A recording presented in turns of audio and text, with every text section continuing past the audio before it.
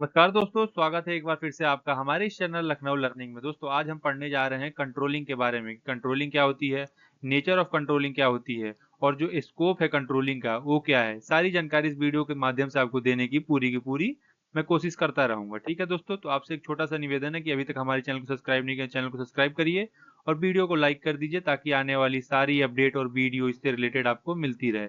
चलिए वीडियो को शुरू करते हैं। ठीक है, controlling is a key management function that involve monitoring and regulating organizational activity to ensure that goals are achieved efficiently and effectively. It helps in ensuring that the organization resources are used in the most effective way to meet its objective. तो controlling दोस्तों एक महत्वपूर्ण कार्य है जो ये आपको सुनिश्चित करता है या मदद करता है कि जो भी ऑर्गेनाइजेशन में उसका ऑर्गेनाइजेशन गोल है या उसका ऑर्गेनाइजेशन गोल को अचीव करने का तरीका है वो सही ढंग से हो रहा है। और ये भी बताता है आपको कि जितने भी आपके यहाँ पे रिसोर्सेस हैं वो इफेक्टिवली यूटिलाइज हो रहे हैं। मतलब जो रिसोर्स संसाधन है उसका सही उपयोग हो रहा है। ठीक है दोस्तों, तो इसी को हम लोग बोलते हैं यहाँ पे कंट्रोलिंग। अब इसकी नेचर की बात कर लेते हैं कंट्रोलिंग के दोस्तों। तो इसमें दिया गया है, मैंने 4-5 पॉइंट दिए हैं, एक एक करके हम डिस्कस कर लेते हैं। पहला है goal oriented. Controlling is a focused on achieving organisational goal and objective. It involve setting performance standard, measuring actual performance and taking corrective action if needed. दोस्तों इसमें ये बताया गया है कंट्रोलिंग जो होता है गोल ओरिएंटेड होता है। गोल ओरिएंटेड का अगर मतलब देखेंगे तो इसका मुख्य उद्देश्य जो कंट्रोलिंग का होता है ना दोस्तों, किसी भी ऑर्गेनाइजेशन के लक्ष्यों को पूरा करना होता है। मतलब जो ऑर्गेनाइजेशन का ऑब्जेक्टिव है या गोल है उसको फुलफिल करना होता है पहला काम। ठीक है, तो इसका पहला नेचर क्या हो जाएगा, गोल ओरिएंटेड। ठीक है, आगे हम बात कर लेते हैं दोस्तों, क्या है सेकंड वाला, कंटिन्यूअस प्रोसेस है। ठीक है, कंट्रोलिंग जो होता है कंटिन्यूअस प्रोसेस होता है। कैसे होता है वो भी मैं आपको समझा देता हूँ। कंट्रोलिंग हर एक लेवल पे जरूरत होता है। ऐसा नहीं है कि आपने ये काम किया तो अगले वाले में आपको करना है, अगर गलत कर रहे हैं सही कर रहे हैं तो वहां पे कंट्रोल किया जाएगा और उसको सही किया जाएगा। जैसे कि यहाँ पे लिखा है control is an ongoing process, it does not just occur once, it but if a continuous activity that take place throughout the life of the organisation. ठीक है, इसमें एग्जाम्पल भी दिया गया है। Manager continuously monitor financial report. मतलब जो manager होता है फाइनेंशियल रिपोर्ट को डे बाई डे चेक करते रहता है कि क्या गलत हो रहा है, क्या सही हो रहा है, पैसे की कमी है नहीं है, एम्प्लॉय की परफॉर्मेंस कैसी है, मार्केट का कंडीशन कैसा है, सारी चीजों देखता रहता है और कंट्रोल करता रहता है मैनेजमेंट को और साथ ही साथ में ऑर्गेनाइजेशन को। नेक्स्ट बात कर लेते हैं फॉरवर्ड लुकिंग। कंट्रोलिंग जो होता है वो फ्यूचरिस्टिक होता है। तो फ्यूचरिस्टिक मतलब आगे का देख लेता है। जैसे मैं आपको बता देता हूँ, यहाँ पे लिखा हुआ है while controlling involves looking at the past performance, it is primarily focused on the future performance, it's aim to prevent the problem before they occur. यहाँ पे दोस्तों ये बताया कि कंट्रोलिंग क्या करता है ना, पास्ट परफॉर्मेंस के बेसिस पे फ्यूचर को फोरकास्ट कर लेता है। अगर कोई भी प्रॉब्लम आने वाली है उस प्रॉब्लम से पहले उसको हम कंट्रोल करने के उपाय ढूंढ देता है। तो ये कंट्रोलिंग का एक अलग फायदा भी है और ये इसका एक नेचर है। ठीक है, एग्जांपल के लिए यहाँ पे लिखा है an organisation might set up regular quality check to prevent defect in the product thereby avoiding future customer complain. यहाँ पे ये बताया गया दोस्तों कि हम आप क्या करते हैं, यहाँ पे जो भी हमारा प्रोडक्ट होता है उसकी क्वालिटी हम पहले ही चेक कर लेते हैं ताकि फ्यूचर में हमारा कोई कंप्लेन उम्प्लेन कस्टमर ना कर सके। ये कैसे पॉसिबल होता है, कंट्रोलिंग के थ्रू ही। ठीक है, नेक्स्ट इसमें है करेक्टिव एक्शन। ठीक है, इसका मतलब क्या होता है दोस्तों, controlling involves identifying deviation from the plan and implementing corrective action to address these deviation। Example के तौर पे यहाँ पे लिखा है project is falling behind schedule, controlling involve finding out why and taking step to get back. ठीक है दोस्तों, इसका मतलब यहाँ पे ये होता है दोस्तों कि कोई भी जो हम लोग योजनाएं बनाते हैं ना, ठीक है, तो उसको हटने से पहले उसकी पहचान की जाती है कि क्या कदम उठाए जाते हैं, कि क्या गलती हो गई क्या नहीं हुआ, उसी को सही करने में हमको कंट्रोलिंग हेल्प करता है। ठीक है, तो इसमें यही बताया गया है। प्रोजेक्ट में भी इसने एग्जांपल में भी यही बताया, if a project is falling behind schedule. ठीक है, अगर प्रोजेक्ट हमारा कोई खराब हो रहा है तो हम कंट्रोल करके उसको सही ट्रैक पे ला सकते हैं या आगे के लिए कोई भी एक्शन ले सकते हैं। अगला जो इसमें टर्म दिया गया है दोस्तों वो दिया गया है आपका यहाँ पे फीडबैक सिस्टम।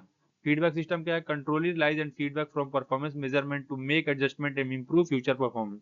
इसका मतलब दोस्तों आप यहाँ पे ये है कि कंट्रोलिंग हमको फीडबैक देता है कि क्या हम सही कर रहे हैं, क्या हम गलत कर रहे हैं। अगर कुछ गलत कर रहे हैं तो उसको हमको सही करने का रास्ता बताता है कि हम इसको ऐसे ऐसे प्रॉब्लम को सॉल्व कर सकते हैं और अपने गोल को अचीव कर सकते हैं।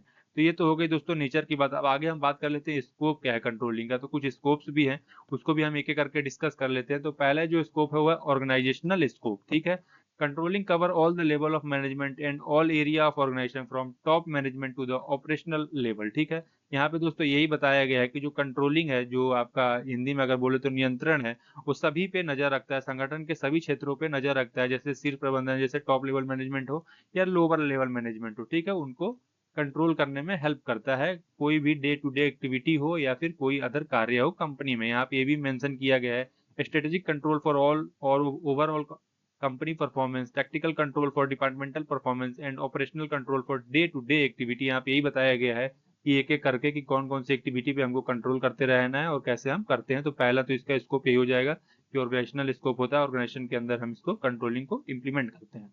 नेक्स्ट है यहाँ पे functional scope. It includes controlling various functional area such as finance, marketing, production and human resource. Financial control involve budget monitoring, marketing control involve tracking campaign before. यहाँ पे दोस्तों ये बताया गया है कि हमको फंक्शनल स्कोप में इसकी क्या जरूरत पड़ती है कि जो कंट्रोलिंग होता है ना अलग अलग एरिया में हमको मदद करता है। कैसे मदद करता है? फिनांस में मदद करता है कि हम लोग को ये चेक करना होता है कि हमारे पास से जो फाइनेंस है वो कितना है पर्टिकुलर रिसोर्सेज को लिया या गुड्स एंड सर्विसेज के लिए फ्यूचर में हमको कितनी जरूरत पड़ सकती है।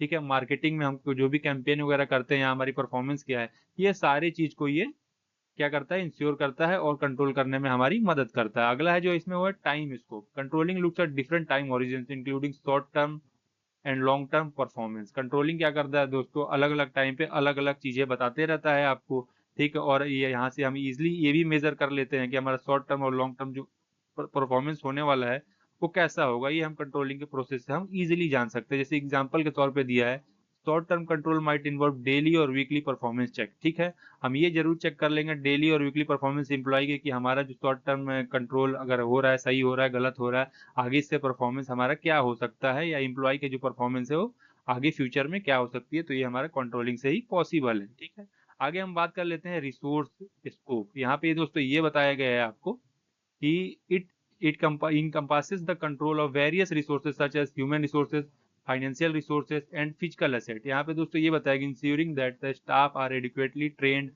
budget are adhered to and equipment is maintained। यहाँ पे बताया गया दोस्तों कि अगर हमारा जो बजट है वो मेंटेन है, स्टाफ जो हमारे ट्रेंड हैं, ठीक है, और जो इक्विपमेंट वगैरह हर चीज मतलब सही वे में है, तो हम इससे कंट्रोल कर सकते हैं कि हमारा जो ह्यूमन रिसोर्स है या फाइनेंशियल रिसोर्स है, फिजिकल एसेट है, वो सही वे में सही यूजेज हो। मतलब का ये है कि अगर कोई मतलब जैसे कि मैं आपको एग्जांपल के तौर पे समझाता हूँ कि कोई भी जो आपकी रिसोर्स है वो वेस्टफुल ना जाए, हमसे कंट्रोलिंग से इसमें हम फायदा हो सकता है। आखिरी जो दिया है दोस्तों मैंने यहाँ पे वो दिया है यहाँ पे बिहेवियरल स्कोप।